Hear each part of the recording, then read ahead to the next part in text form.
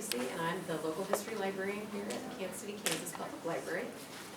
And I just want to thank you all for joining us for our Hidden History Lecture Series. We're honored to have Mr. Chester Owens with us this evening.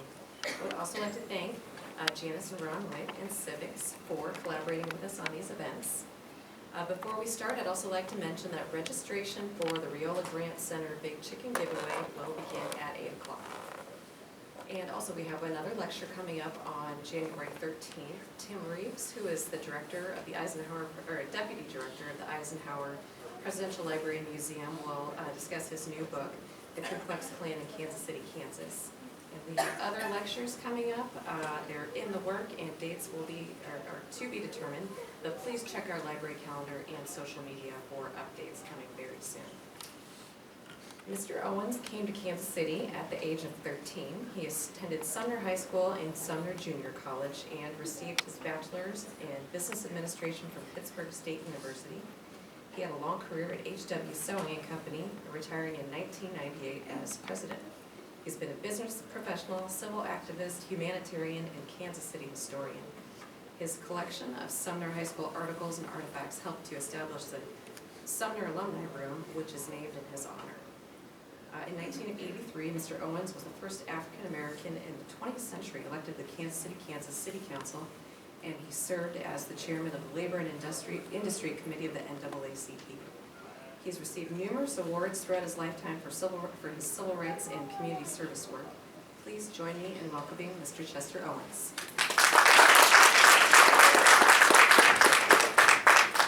Thank you so much for that introduction. I know we're competing with the Chiefs tonight, and I understand that. So, you know, I've learned a new term. One of my daughters, and it's called social location. Maybe I'm way behind. So we all operate within our social location. You're familiar with that term. I'm just way behind. In starting any public speech, I always like to introduce my family because my family means everything to me. And tonight, I have one of my sisters, Virginia Ray Kirkwood. Virginia, would you hold your hand? Virginia's a retired school teacher. Some of you may know her. She may have come from you. I would like to thank the Kansas Public Library and Ms. Janice Witt for making this presentation possible. Hopefully, this is the beginning of a series of presentations primarily regarding the African American community in Kansas City, Kansas, and Wyandotte County. The history of the African American community in Kansas City, Kansas is one of the richest in America, and very few people know anything about it. Just talking to people tonight, we have a lot of history here that's scattered. Somehow we've got to get all this stuff together and make sure that the world knows the rich history of Kansas City, Kansas. I have over the years followed in the footsteps of the late Mr. Orrin Murray and Mr. Ernest Gayton. I listened to them and and they shared their documents, their pictures, and much rich conversation. I am, in fact, trying to continue their legacy. I often think of Mr. Murray, we were a member of the same church, and his passion for the history of Wyandotte County, and his frustration as to how to make this rich history available to people. And I share that same frustration. Let me also always have to recognize the person who's in the audience, and that's Marvin Robinson. There's much conversation now about Quindara ruins, and there would not be any Quindara ruins, believe me. Well, I was there from day one, but there would not be any Quindara ruins were it not for Marvin Robinson. So Marvin, thank you for being here. Marvin is still on the battlefield. To quote the Greek philosopher Socrates, to be ignorant of history is to always remain a child. And I've added another word to that quote, and that's accurate. Accurate history. What we're finding, and what many of us already know, is a lot of the history that's been printed is not accurate. So I think that we have an obligation to do what we know to make this history correct. Much of the history of African Americans is verbal, which many historians do not have access to. About a month ago, I received a call from a group called the History Makers. I wasn't familiar with the group, and they said that I had been recommended to be interviewed by this group, and I told them, well, you know, I accepted. They sent information out. This group has been in operation since 2002. They have a $30 million 4-year budget. They send you a 7-page questionnaire if you consent to do it. You have to be recommended by somebody. The person who recommended me was an attorney in Kansas City who I had never heard of. Bottom line is that they came in 2 weeks ago tomorrow. The interview is 4 hours long. They fly people in, and each interview costs $6,000. They interviewed 9 people in the area. They'd never been to Kansas City, and they said they could not explain why they had never been to Kansas City. So I felt honored. What they try to do, in addition to the big names, every big name that you can think of, or we call big names, the people at the top, they've already interviewed, including President Obama, but they interviewed him when he was a senator in Illinois. They're housed in Chicago. On Thursday, they had a reception, and there were 9 people, and I felt quite an honor to be a part of that group. They will certainly keep the information themselves, but also will be housed in the Library of Congress. The African American in the wars, but I will be specifically focusing on World War I and World War II. I will also talk about other wars that African American soldiers were involved in. I was a reenactor for the 1st Kansas Colored Infantry, and my nephew, my sister's son, Eric Uriel Kirkwood, was also a reenactor, and we did that for a number of years. Majority of the soldiers I will be talking about are from the Kansas City area or had connections to persons from the greater Kansas City area. Now let me say, just listening here tonight, I know some people will say, why do you talk about this, why do you talk about that? Well, I can talk for the rest of the night, but we've focused in on just what stuff we have, visual information you can see. My wife and I was fortunate to purchase a residence of the late Bishop John Andrew Gray of the African Methodist Episcopal Church, who was a member of the 23rd Kansas Volunteer Infantry, who went to Cuba in 1898. He was a junior at KU when he volunteered. One of the persons in that group was a man by the name of Nat Singletary.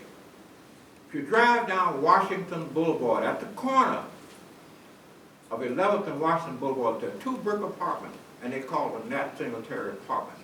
Quite historical. We pass by history oftentimes and don't even recognize it. So the next time you're going by Washington Boulevard and see Nat Singletary, we could do a whole presentation just on Nat Singletary, who ran for mayor of Kansas City, Kansas in 1911. Amazing story.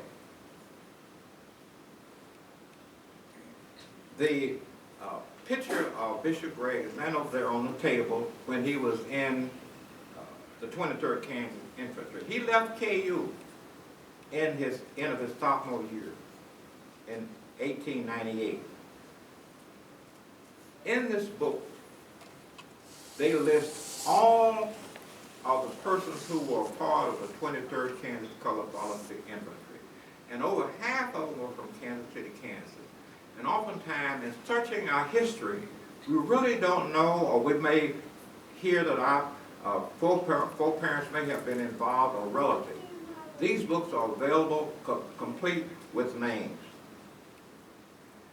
A picture on the table, I think it's still over there, have 4 members of the members who went to Cuba, the 23rd Volunteer Infantry. Bishop Gregg is one of those persons that's listed. I have a copy of a letter now, a letter that he wrote his mother from Cuba. The original is at the University of Kansas. I donated a lot of stuff to KU and sold them some too, but the original is at KU. And they really were happy to get that.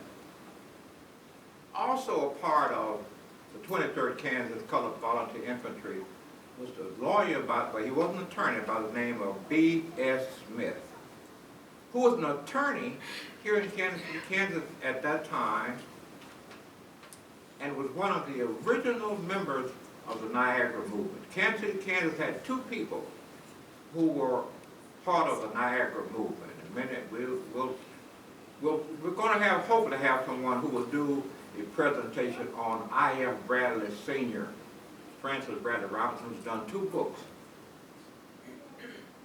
Her grandfather and B.S. Smith was the only city that had 2 people at the Niagara movement in Niagara, New York, called by W.E. Du Bois in 1903, was from Kansas City, Kansas. It's this type of information that's available that really we don't have that much information about. In the 23rd Kansas Colored Volunteer Infantry, there was a name, the Napper. Some of you may have gone to school with some of the Nappers. They all went to Sumner High School. His name was Thomas Napper. His widow was Tilly Napper, who was a member of First AME Church. There is a signage there at First AME Church in Aiken, Nebraska, dedicated to his widow, Tilly Napper. 2010 represented the 100th anniversary of the end of World War I, and the Kansas City Liberty Memorial did a good job including African Americans in the celebration, but oftentimes only half of the story is told. I had intended tonight to have a very special guest. Mr. Liggins, who's sitting over there, who's videoing this. We were able to interview a person by the name of Walter DePriest, who was 100 years old on March 23rd, 2019, who was in World War II. And in the interview, he described what he was doing. He said, I was a part of a group that followed Joan Patton, and we're the ones who kept. And I said, wait a minute, were you a member of the Red Ball Express? He said, yes. Some of you may be too young to remember the movie, The Red Ball Express, that made it in the 40s. He was a hero. So at our March meeting, we honored him. It was on TV, some of you may have seen it. We received information, proclamations from the state and from our Congress people, and that's all. Not from any other agency. I respect your time and hope not to bore you.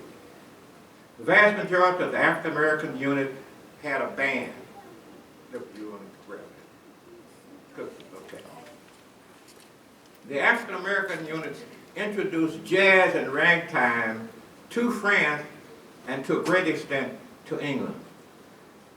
I will play just a small portion of a CD from the story, A Long Journey to Freedom. Turn it up, flip.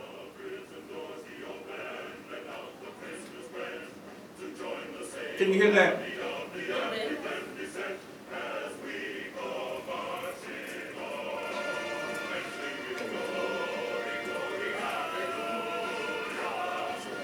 Okay, switch it up.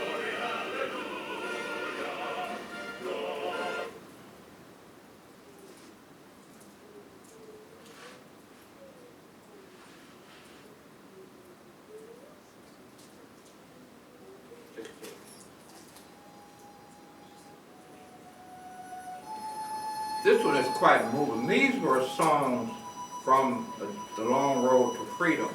This is quite a, it's a whole bunch of songs, but this is quite a movie.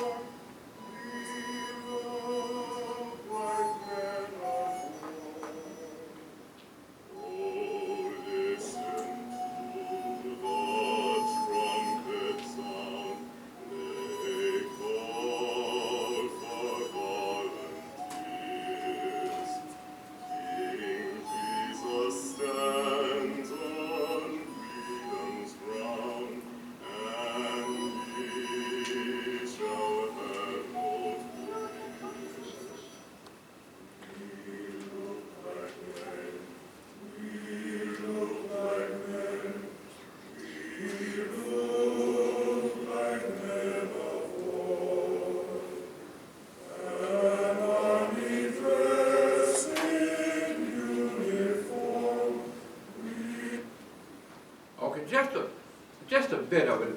That last song, We Are Men of War, it's quite moving to listen to those CDs. I listen to them quite often. World War I. First, I'd like to read some information about African Americans in the wars. From 1785 to 1783, about 5,000 black soldiers served in the Continental Army, the Revolutionary War. 1815, African Americans stand with General Andrew Jackson in the Battle of New Orleans. He promised that he would free all the slaves, which he did not do after they helped him win the battle. 1861 to 1865, around 200,000 African Americans rallied to the Union cause during the Civil War. 1898, black soldiers helped to take San Juan Hill. We talked about the role of the 23rd Kansas Volunteer Infantry.